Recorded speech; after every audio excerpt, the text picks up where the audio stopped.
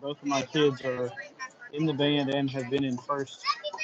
My daughter and my son.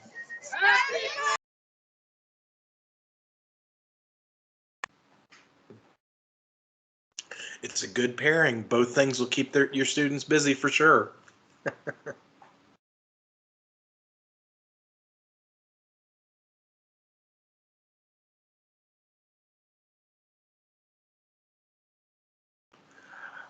All right, well, I'm going to go ahead and jump right in. Um, we are recording this, so it'll be available later. So if you don't want to be on camera, you can turn it off or whatever you prefer. Um, and that's out of the way. So I want to take this opportunity, and once a month, we're going to try and get together as mentors in the planning committee to kind of talk about things that are working, things that need room for areas to improve, things that we can help with, as well as just create a nice beginning of a relationship amongst our coaches in the state.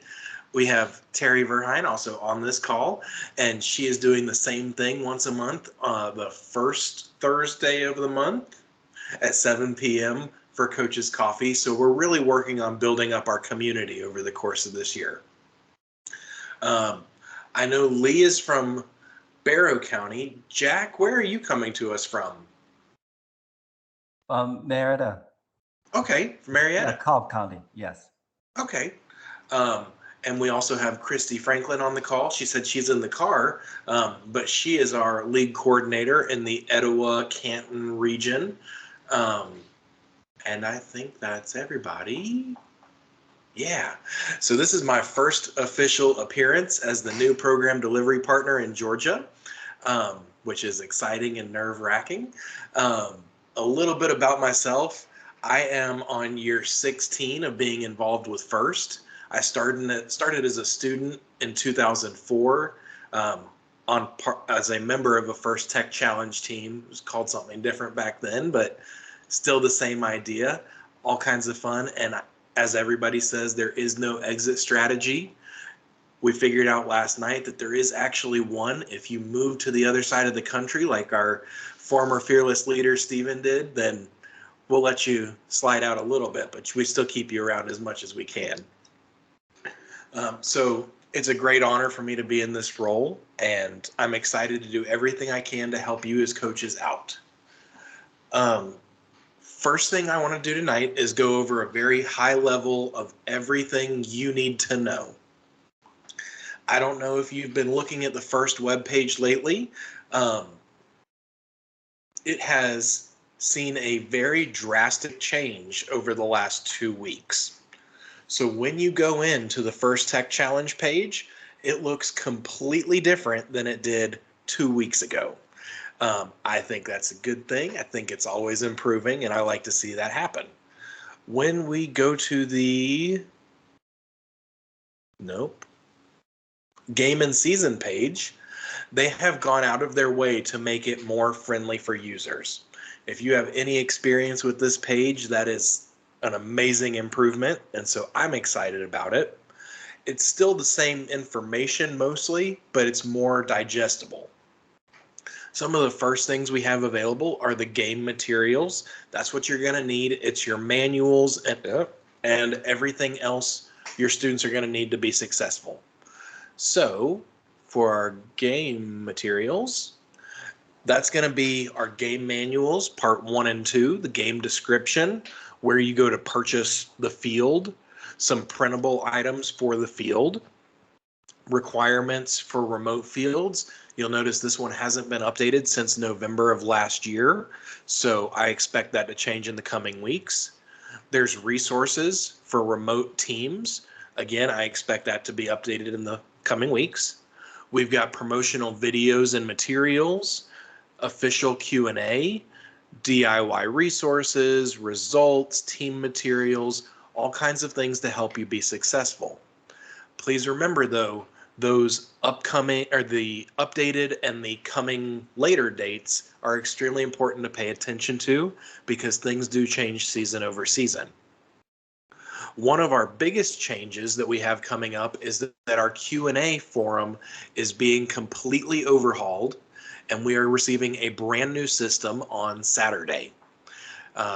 Whereas it used to work one way in the past, it's now, from my understanding, going to look more like the FRC type system.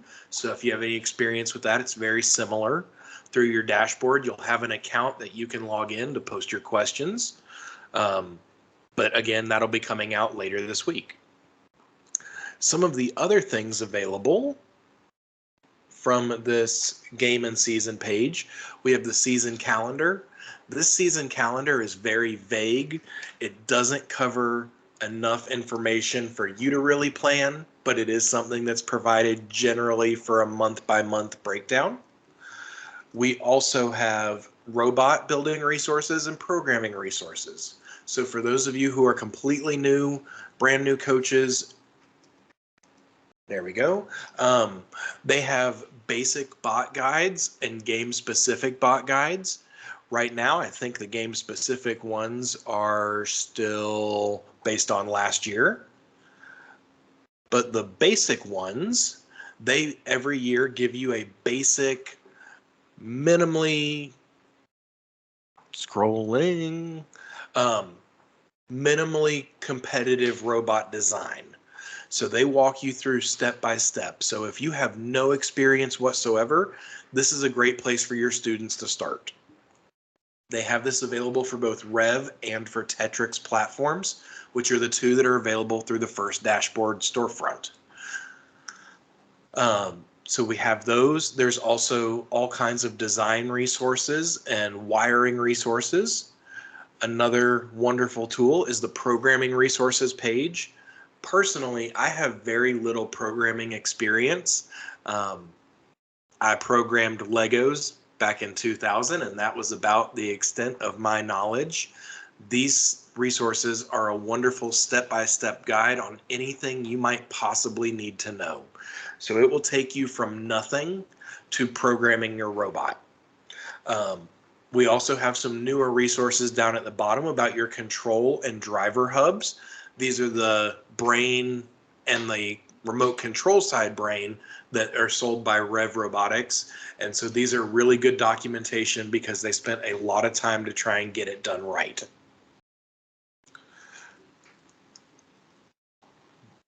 Additionally, one of the things they have up is the COVID impact updates from First HQ.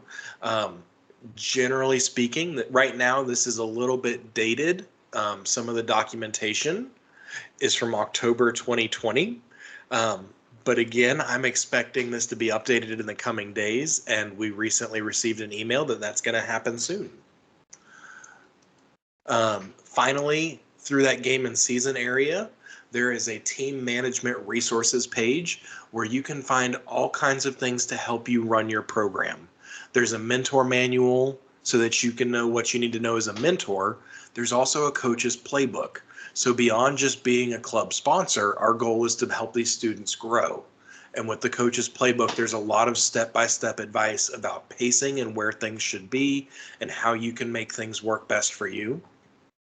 There's also all kinds of information about fundraising, marketing, building the robot, getting ready for competition, scholarships, and an older resource, the engineering notebook. We're going to talk a little bit more about that later.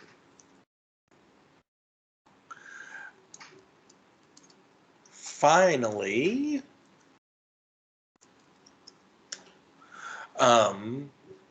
the awards page is the last really big section that's important in the game and season area of the website. There are several awards that are available for teams. We have the Inspire Award, which is the overarching award that's really on top of all of our other awards. It embodies what a first program is supposed to be. We have the Think Award, which is judging the engineering design process. The Connect Award, about how the team connects with the STEM community. The Innovate Award, that recognizes innovation and design in a robot. This year it's sponsored by Raytheon Technologies because that is our presenting sponsor. There's the Design Award, which is focused on CAD and design aspects. The Motivate Award for connecting with the community. The Control Award, which is focused on autonomous programming.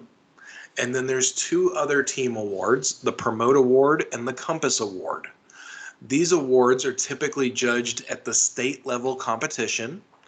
The Promote Award is for promoting first to the community, and the Compass Award is recognizing a coach by the team members. Both of those are video awards where students are required to follow a specific set of guidelines and create a video that's around a minute long. I think the limit is a minute on it. And again, those are traditionally done through the state level championship. The final award is the Dean's List Award. Terry, would you like to, I'm putting you on the spot. Do you want to talk about that, or would you like me to? You can go ahead and then I can fill in anything that I want to add. Okay. So traditionally, when we think about Dean's List, we think about the top academically achieving student out there who is the smartest and the brightest, and that's not exactly what the first Dean's List is. With first Dean's List, it's a play on the name of the founder, Dean Kamen. So there's a little bit of a misconception, especially from educators. Students who are recommended for the Dean's List Award are the students who best embody all the ideals and core values of FIRST. So it's the student who is committed to their community, committed to spreading STEM, who's involved with volunteer work, who helps other team members learn and grow, who reaches out to other teams, and everything that we want to see our students achieve. How was that? That's good. So Dean's List, the students that are eligible are going to be your sophomores and juniors. And they can be nominated. You can have 2 team members nominated per team. So if you have more than one team, you can nominate 2 for each team. And the mentors write an essay about the students, and that's what is submitted. And then the students are interviewed at the league tournament level. Yes. And it's a really big honor. Having nominated some students of my own in the past, it really makes them feel like, wow, I'm something special for my coach to think this about me. We've had a wonderful group of Dean's List finalists and winners from the state of Georgia over the years. And our First Tech Challenge students that go on to represent the state of Georgia have done so very well. So it's a really good opportunity for your students to excel and for you to show off what they've done. And we could hit on the Dean's List and some of the other awards at some of our coaches' coffees. We can elaborate some if anyone needs additional information on those awards. Absolutely. I want to pull specific attention to 2 awards because this is something you're going to want to know going into the start of the season. The Control Award is purely based on autonomous programming or programmed functions for your robot, so some form of automated control. On the Game and Season page, under Game Materials, down here at the bottom, there are instructions and a submission form for the Control Award. At this point in time, this is an old form because it has a picture of the field on it. And this is last year's field. But students are expected to go in and explain their objectives, their sensors, their algorithms, driver controlled enhancements, where it might be referenced in their engineering notebook, diagram it. And there are very specific guidelines for this award. But this is one of those awards that really highlights the more quiet students on most of the teams. We put a lot of focus on our builders, but this is an award dedicated completely to the programming, which is really impressive. The other award I want to talk about is the Connect Award. That award is focused on how the students connect with the STEM community. Traditionally, that's one of the hardest awards for us to be able to succeed with as coaches. I know I struggled with it because as I put out every single fire I possibly could, I was not concerned about bringing in even more outside people. It was just, how can we take care of these students and make them successful? Recently, First has revamped how they operate their mentor networking platform. And through the dashboard, they have available the First Mentor Network. What this is it's almost like a built-in LinkedIn platform just for First robotics teams. So mentors can go in and they can fill out the areas that they are interested in. Let's see if I can make that a little bigger. I don't know if that's going to work. Did that make my screen bigger, or did it just have a thing? Cool. I'm going to try it this way. So basically, a mentor will make their profile, and then on your team side, you can come in and you can see the list of volunteers in the areas that they have expertise in. There's mentors who are willing to help with all levels of programs, and this is an amazing opportunity to connect with, first off, just mentors, but the people who really want to help out teams. I'll be the first to admit, last year was a rough year with COVID in the school systems. If I had read those emails that First sent me every week that said, check out the First Mentor Network, I would have been all over this, and I regret not having that opportunity. I also will say, I think a lot of teams don't think about who they're already using as resources. And so it can be parents, family, and friends of students that they're reaching out to that are helping them.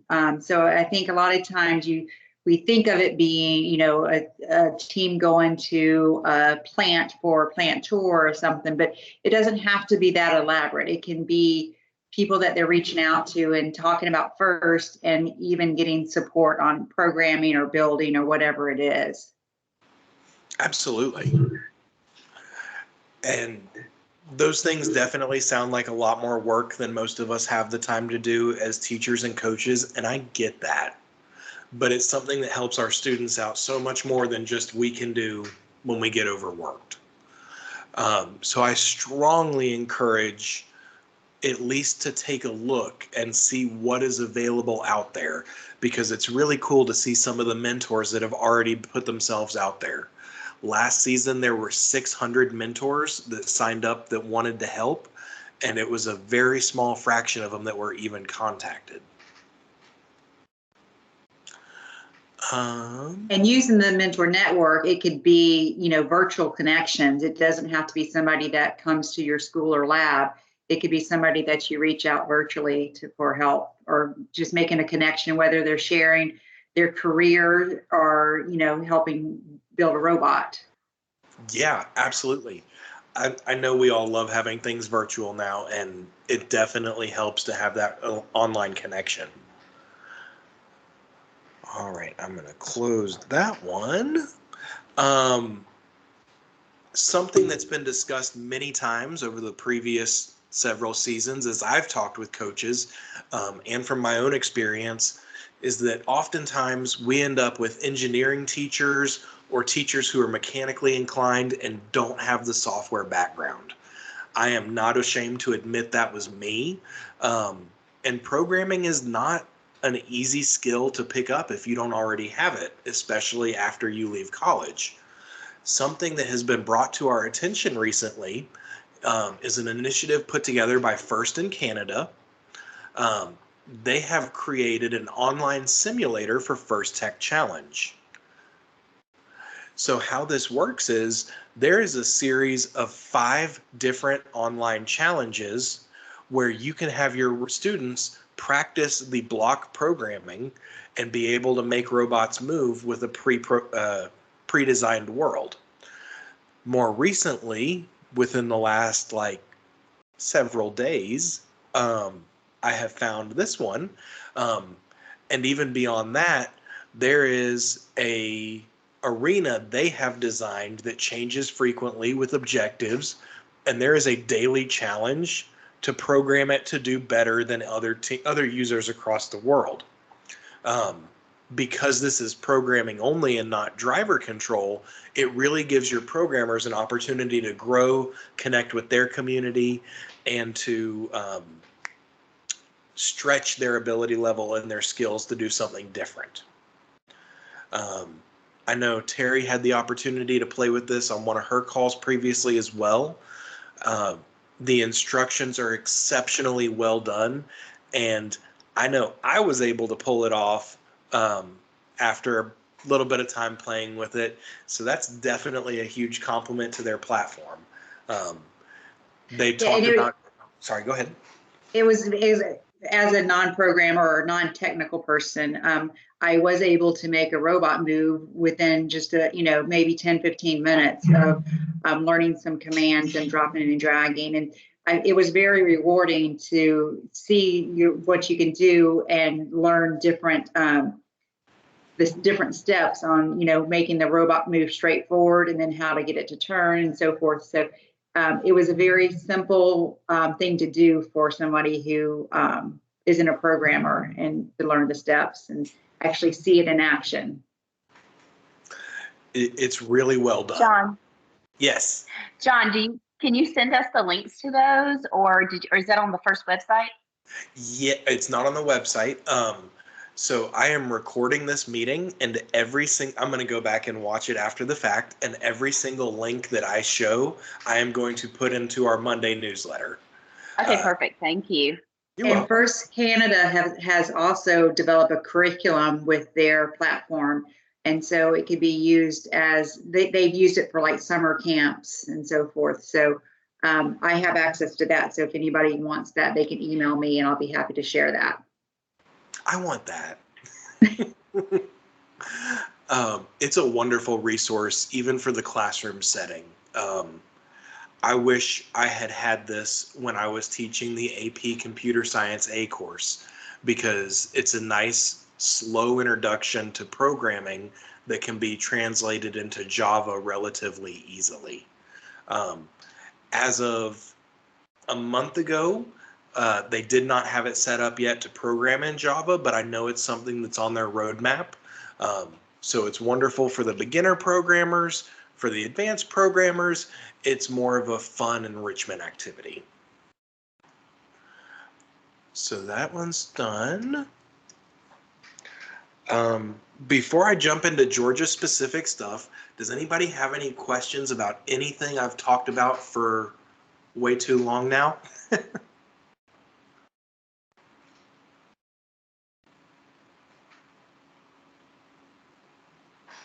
I'm good. I'm learning a lot. Thank you. Thank you guys very much. Appreciate it. It's my pleasure.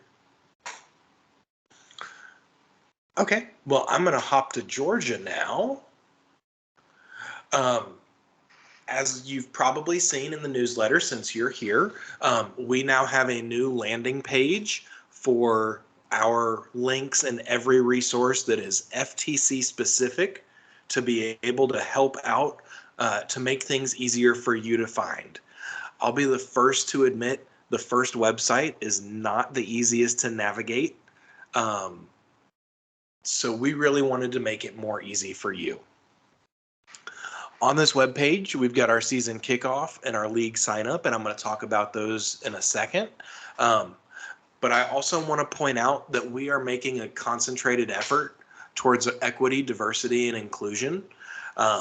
This is something as a teacher that I just feel is second nature, and I don't even think about it. But in my conversations with alumni and recent graduates, it's something that isn't perceived as much as we think it is. So the last Monday, I believe, of every month, and this is in the newsletter, I invite all coaches, mentors, students, anybody who wants to be involved in this discussion around equity, diversity, and inclusion. Join us. We're going to have a 1-hour call. It's not going to be an information dump. It's going to be, hey, what do you think? How can we do things better?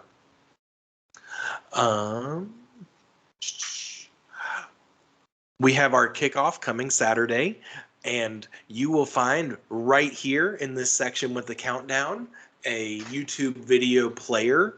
I'm also going to send out on well, I didn't think about this. Terry, do you think it would be better to send out a link to the video on Friday or Saturday? Friday, I will send a link out tomorrow. before coaches leave school. Yeah. So that'll be available. In the meantime, I have posted 9 videos from last season's educational symposium that were kind of a nice big overview of the big picture items. So things like building with the Rev Robotics platform, building with GoBuilda, which is another vendor option. A wonderful section on surviving robot inspection because that stays pretty consistent year over year. I have a session on programming with the block programming put together by Mount Perrin. There's too many Mount schools in Georgia and I get confused. Mount Perrin Eagle Robotics, they did a wonderful job with that. We have another section on Android Studio. And I made a typo. We have a final section that's about machine vision programming, which was put together by Mr. Franklin. And that's a very wonderful one as well. If you're new to First Tech Challenge completely, there is an aspect of vision processing involved.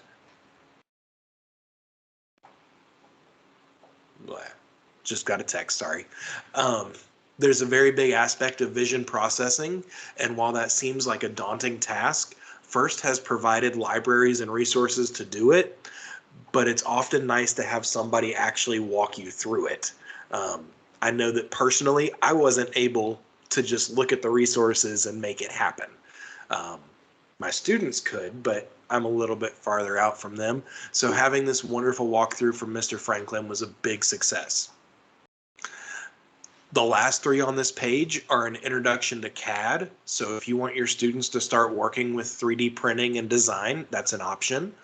Also business plans and budgeting, and an update from last year with judging. Please keep in mind, judging has changed drastically from that point in time. In my opinion, it was for the better. A lot of our judges think so as well. We have transitioned from judging specifically on a notebook to a portfolio, which is much more condensed and lets students show off what they do more successfully.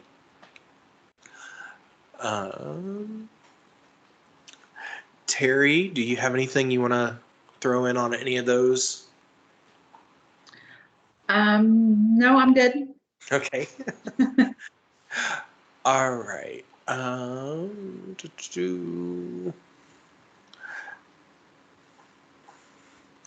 The last thing that I have to talk about is our league system in Georgia. The way this works is you sign up for a league and you have multiple meets through the season, which then leads you into a tournament. Before we started leagues 5 years ago, we would have qualifying tournaments and teams might get to compete twice. We, as of tonight, are at 127 registered teams in Georgia, with another 25 that have their payment method pending right now. So with 150 teams, we're at almost double what it was back then. So if we continued with that one-day competition model, our teams would be looking at probably one competition, and that would be their season. Our goal was to provide the students as many opportunities to compete as we could. So they'll compete in multiple meets based on a league you sign up for. At each of these meets, you'll compete in either 5 or 6 matches. And then after those 5 or 6 matches, you'll go into your league tournament. Every team that is registered is eligible for their league tournament. Hello, Majaz. I'm glad you could join us. This is being recorded, so after the fact, you will be able to get the information, and I am going to do a recap of it and put it into our email so you didn't miss anything that you won't be able to get. So we go into that league tournament, and your best 10 matches from the season start off your ranking level. So if you play 25 matches and you lost 15 of them and won 10, that's okay, because those 10 that you won are what carry you in. In the game manual, there's a really good description of how it works, where this is how teams are ranked and that kind of stuff. But I don't want to get into that tonight just because it's too much information for what you need to know about leagues. So you come in with your 10 matches. You get to compete on that day in 5 more matches. And then we go into an elimination bracket based on alliances that the teams get to pick. So by the time we get to the league tournament, you want your students to have been communicating with the other teams and building those relationships. With these league tournaments, there's going to be multiple leagues coming together. At this moment, we have 12 leagues, one of which is remote, and we have 6 league tournaments happening. So on average, we're looking at about 2 leagues per tournament. So they'll have had those 15 matches to rank them. They'll have those alliances later on in the day for the elimination matches. And also on that day, they'll be judged. So they'll have the opportunity to interview with judges. And towards the end of the day, there are awards that are given out. At this point in time, there are 2 possibilities on how judging is going to happen. We haven't 100% nailed down all the logistics. So, Christy, we can talk later because I know you're going to ask a question in just a moment. We found out that sometimes it worked better to do judging a week before remotely, and sometimes it works better to do it in person. At this point in time, we're asking all coaches to plan that the Saturday before their tournament date be available for judging online. And again, Christy, we'll talk because I know your question already. So from those league tournaments, this is an older slide there in the picture. We're going to advance 20% of the state to our state championship. Our state championship is held on February 18th and 19th at the Cobb Civic Center. So it's a 2-day event where we'll have judging the evening before, and we will have competition and follow-up judging all day the day after, or the Saturday of the event. From there, teams will advance to the World Championship. I do not know the number that we are advancing because with COVID, all the projections kind of got tossed up in the air. Traditionally, we've advanced anywhere from 3 to 5 to 7 teams. So I'm hoping for the middle to high end of that. I don't foresee us dropping down to 3 because of how well our numbers have maintained. Does anybody have any questions about the league process?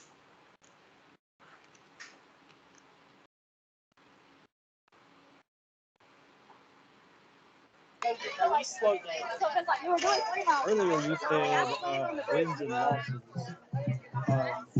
Is it wins and losses and not points scored? So the question is the ranking based on wins and losses, not points scored? So they're going to actually come out with a lot more details on Saturday in Game Manual Part 2 on exactly how it works. But generally speaking, first teams are ranked on wins versus losses, where you get 2 points if you win, 1 point if you tie, and no points if you don't win. And then after that, there are several categories of ways that your robot can score that'll determine your ranking in the event of a tie.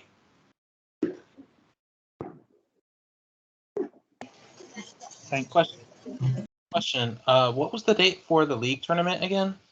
I am going to pull that up in just a moment. So we'll have league tournaments on 3 different weekends, I think, right, John? Yes. So I'm going to really quickly go through our leagues. We have an Albany League. Their tournament is hopefully going to be on January 29th. So if you're in the southern Georgia, Albany, Columbus, Macon area, we ask that you be ready for that to be happening. We're still waiting on confirmation because we did try and move some days around. That's the Albany one. The Atlanta League, meaning you're competing at Marist, is on January 22nd. The Athens League is going to be February 5th in Jefferson, Georgia. The Columbus one, again, hopefully is going to be on the 29th. Douglasville is going to be paired up with the Marietta region, and that's going to be on January 29th. Etowah is going to be on January 22nd. And that is our first date of league tournaments.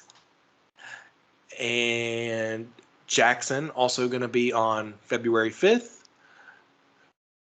Marietta is going to be on that January 29th.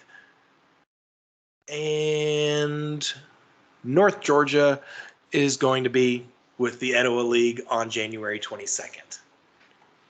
So every single one of these links that are full of the dates and the addresses for you to have are available on our website right now, georgiaftc.org.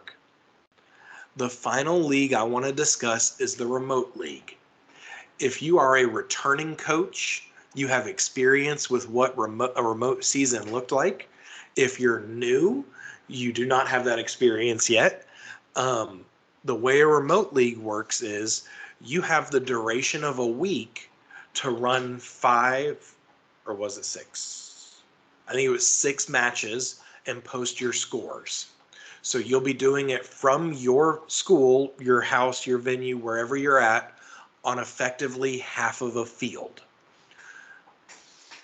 It's our collective opinion that while the remote league solution was a valid one and it was a necessary one in COVID, it does not meet the true. Let me pause and find my right words because I don't want to get in trouble. It doesn't meet all of the expectations our students have about what a robotics competition is. To not be able to go out and compete and play with other teams, the students lose out on something. So unless it was absolutely required, we really, really do not want you to do remote, because you're not able to switch from a remote league to an in-person league during the season. If we hit a situation where your school district decides, sorry, you're not allowed to travel anymore, we can talk about changing you over to remote, and that's not a problem. But we are not able to go from remote to in-person just because of the major differences in scores. For example, last year we saw a score of almost 300 points, I think, in remote, or maybe it was more than 300. Meanwhile, our best teams competing in person were barely reaching 100 points. So there's a major disparity between those points. And if the remote league is something you have to be a part of, that is something we can discuss. It's just my job to make sure I convey it is not the ideal solution for our students. Did that sound right, Terry? Did I use all the right words? That's good. Yes. I mean, it's there if it's needed, to keep the students involved, but it's definitely, I think, more desirable to be in person. Absolutely. And it's just more fun for the students to be able to interact. Yes, Lee. As a second-year coach, and I say second year, barely. I wasn't a head coach at all, but I feel almost at an even stronger disadvantage because my only FTC experience was remote, and so I almost have to unlearn the ways of the remote competition instead of just starting from scratch. But having now kind of looked back at previous years' competitions and game manuals before COVID, I think the remote experience, there was, if I can use buzzwords and not get in trouble, it completely was devoid of any cooperation element whatsoever. Our team had no contact with any other teams at all, and that may have been our fault for not doing it right, so to say. But it was a very isolation type season for us.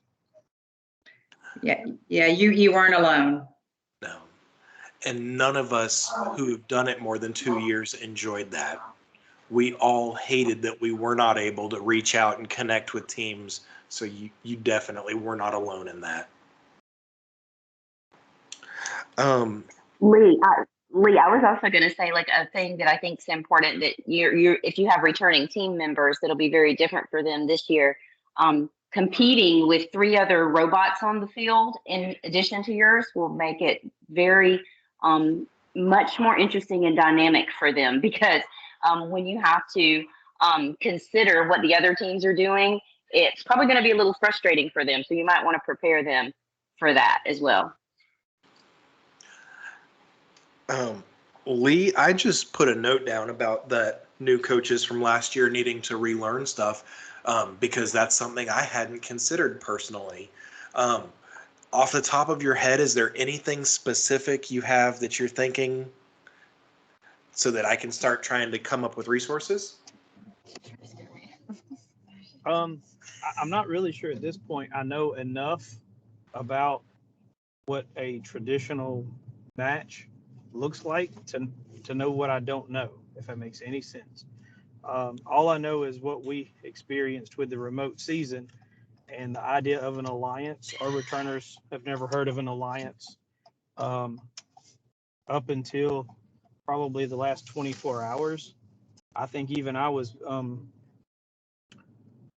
probably misleading them and saying our fields, we had 2/3 of a field instead of a full field last year. So we have an additional 1/3 of the field, but having all my experience in FLL and not FTC, I was assuming that there was going to be 2 robots on the field until I started looking at game animation releases from previous kickoffs for FTC.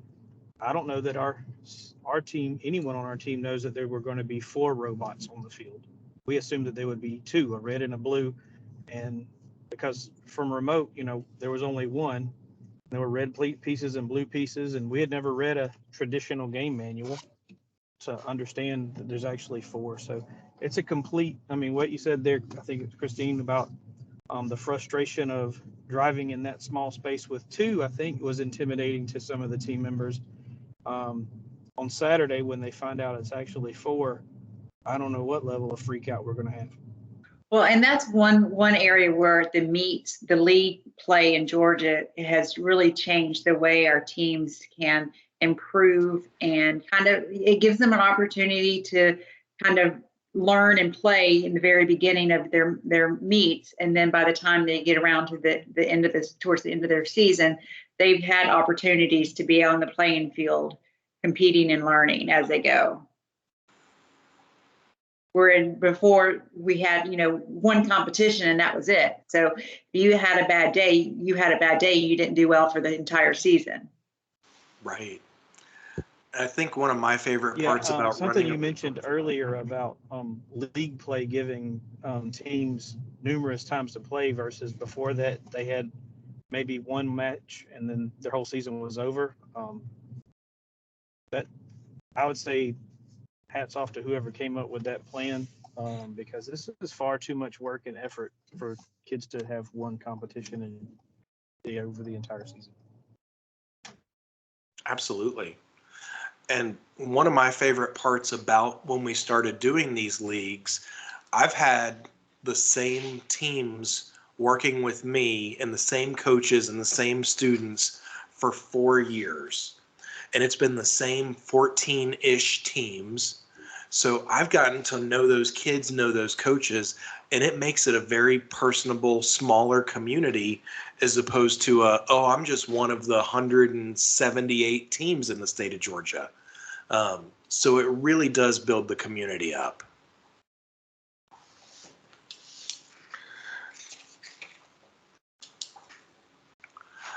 All right. Well, we are down to This is Alok. I'd suggest that one of the biggest things that is different between remote and in-person competitions is the whole concept of penalties with multiple robots involved. So maybe one of those things could be a focus.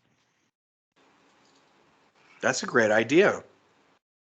I do know that immediately following kickoff, there's going to be a referee video, and then we're going to have the opportunity for teams to ask questions, and our state head referee, Lori O'Neill, is going to be on a field, on location, walking through any questions that she might be able to answer. Obviously, some of the questions she's going to direct team members to go address them on the Q&A. And the Q&A is always going to be the one that takes priority over anything we say. But it's a really good opportunity for them to ask those questions from somebody who's seasoned, as well as somebody who's gotten the opportunity to know what's going to happen.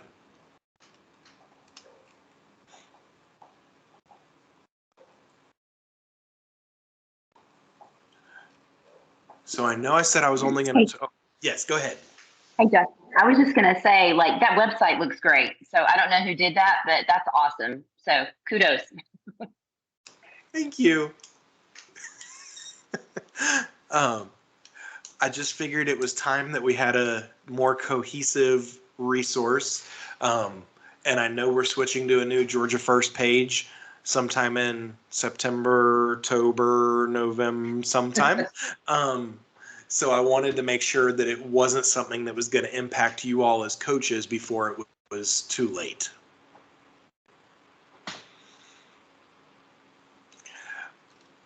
We are at the point where we have 10 minutes left. Does anybody have any burning questions, things that they are just absolutely confused about, want help with? How do you do this? This call has a lot of experience on it right now.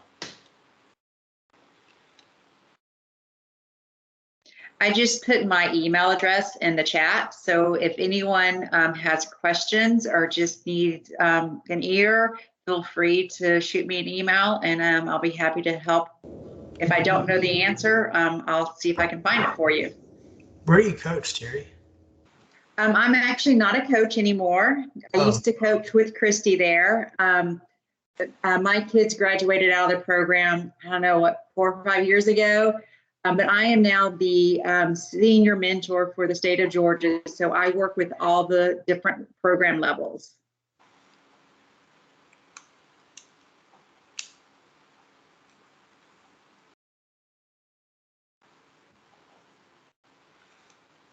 Those of you who are teachers, this is that awkward pause when students have no questions, and that's okay. I have a silly one. Absolutely.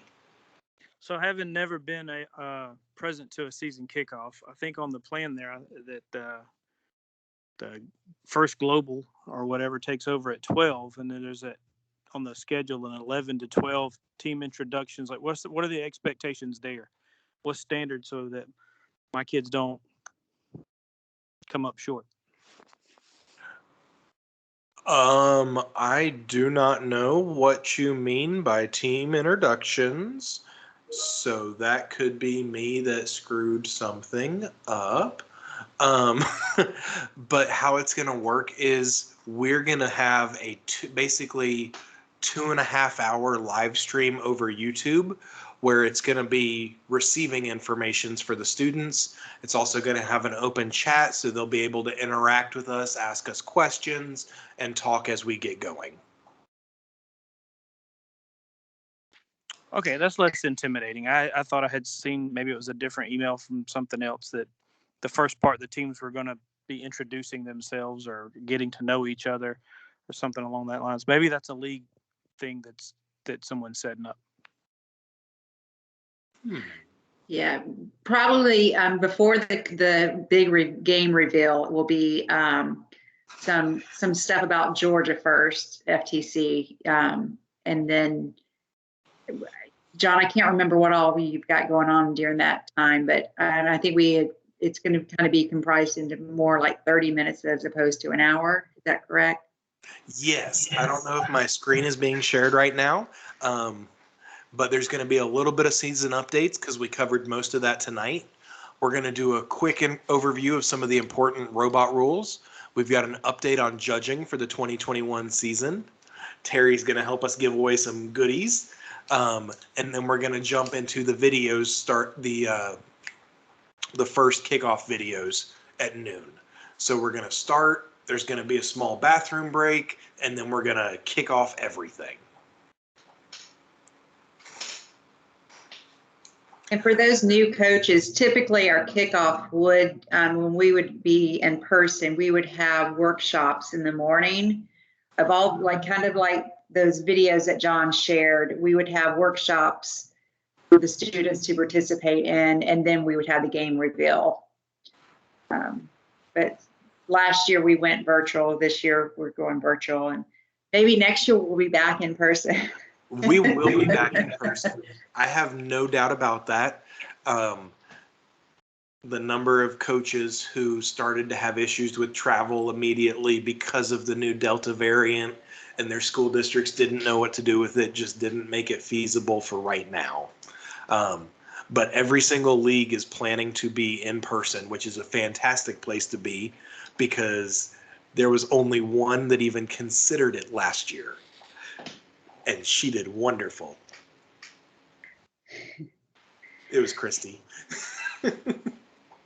And So for scratch those my who- previous comment about the introductions. I went back and reread the email. It was a kind of a change in translation from something that you sent out that was translated and re-delivered through a league email that I just read it as that time there would be introductions, but it was just the welcome that you're talking about.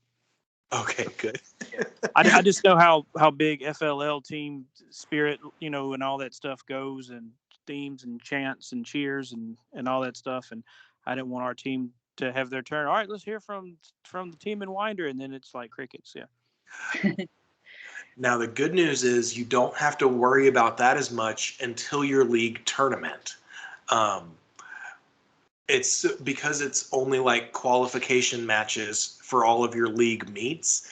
You don't need to be, you should still bring your team spirit, but you don't have to worry about the judges and that kind of stuff until the league tournament. So it really reduces a little bit of that stress as well. And then I'll say one more thing about kickoff for those new coaches. Once the game reveal is done, and even maybe after you have an opportunity to ask questions with Lori, your team members are probably going to want to start thinking and brainstorming about how they want to design their robot. So I would be prepared to let them have some time after that to start brainstorming. I wouldn't let them touch a robot or start touching pieces, but start brainstorming on what they want to accomplish. And if you're new to coaching, no matter what they say, they don't brainstorm on CAD. Because that's something that they can sink their time into without actually getting anywhere. Awesome. Well, we have 4 minutes left. Feel free to ask any questions. Otherwise, it was wonderful to see everybody, and I'll be seeing you again in 2 days. And Christy, don't go anywhere because I'll answer your question that I know you've got. All right, another rookie traditional season coach question. Mm-hmm. League meets, those qualifying meets during the season. Do spectators typically show up for that, or just the league tournament? It really depends on how things are going with your specific league. This last year, we did limit attendance of spectators. Christy, do you remember how specifically limited it was? Was there a number? So we only had limitations from the facility based on, like occupancy kind of things. But we only had, like 8 or 9 teams. So we didn't have enough. We never got anywhere having enough people to have to deal with that. So it worked out. I mean, at league tournament, we had to kind of do something like 10. I don't even remember what it was, but it really wasn't an issue for us. I would say, as far to answer to his question, You know, some teams bring like, you know, every kid brings parents, and then other teams only bring the kids. So, you know, like it just depends on your different teams and who all wants to go and stuff like that. The meets sometimes aren't, I mean, they're still as fun, but kind of a different environment than qualifiers in the league tournament, I would say. Lee, More of a you working type game day, if you will. yeah. Lee, you can correct me if I'm wrong, but I think that you were going to be a part of the North Georgia League with out of Lakeview Academy, correct? That's right. So because your events are so spread out, I might pick one or two that are close and encourage parents to go, because it does mean a lot to students to have their parents there supporting them. I also know that you've got some travel for some of yours, looking at the locations right now. Yeah, when I heard you say Athens League, I kind of got a little nauseous because that's literally 15, 20 minutes from here. And so I know we've got matches that are 2 hours away. Yeah, that was a very late addition.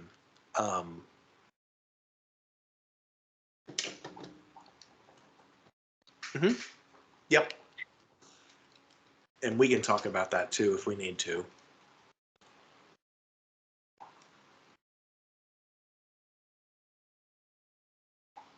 I had a quick question. Like, just out of curiosity, what's like the average number of teams like per school? Just out of curiosity.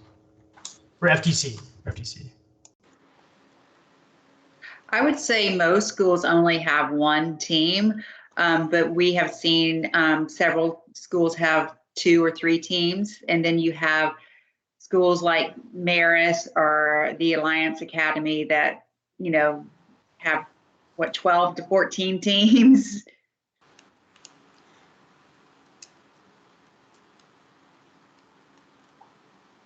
I'd answer that, but he was at Alliance, so he doesn't want to hear me say that. It really depends on what the program that feeds the teams looks like. Comparing, your program compares most to Marist.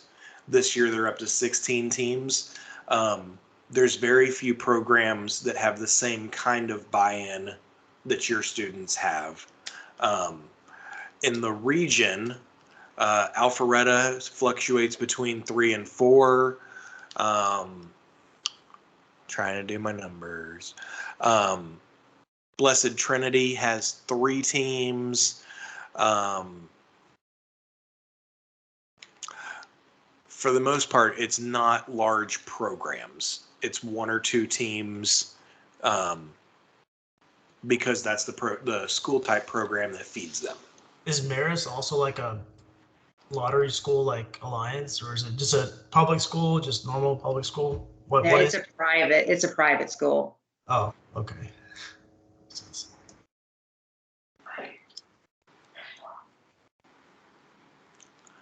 All right. Well, we have hit. Oh, go ahead, Lee. No, we're good. I was just saying that in Winder here, we have one team shared over 3 high schools, because we used to have an FRC team years back, and then we just couldn't afford to sustain it. And so it disappeared. And so we've moved to FTC and as a more sustainable. And so hopefully we'll grow to 2 or 3. So we have at least 1 per high school. We have 3 high schools. But right now we're just at 1, kind of starting over, rebuilding. I know GSMST has 4. Athens Academy has 2.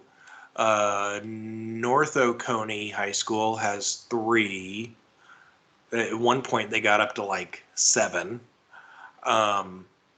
Oconee County High School has 2. So it's really all over the board.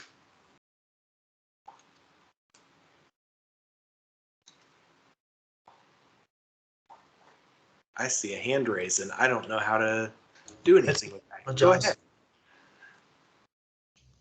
Hi. Does each what do you call it? Does each league have its own like individual rules for like COVID stuff, or is there like a sweeping rules for COVID stuff? I just needed to know to inform if we were trying to participate in in-person leagues. So generally speaking, whatever local restrictions are going that the venue has are going to be the most stringent. So there, I don't even know what restrictions are out there anymore. As a state, our most recent guidelines is that we will wear masks at events. That being said, I have another COVID committee call coming up sometime in the next week or two. So I expect it to evolve again, which I know is not an answer Christy likes to hear because we want firm information.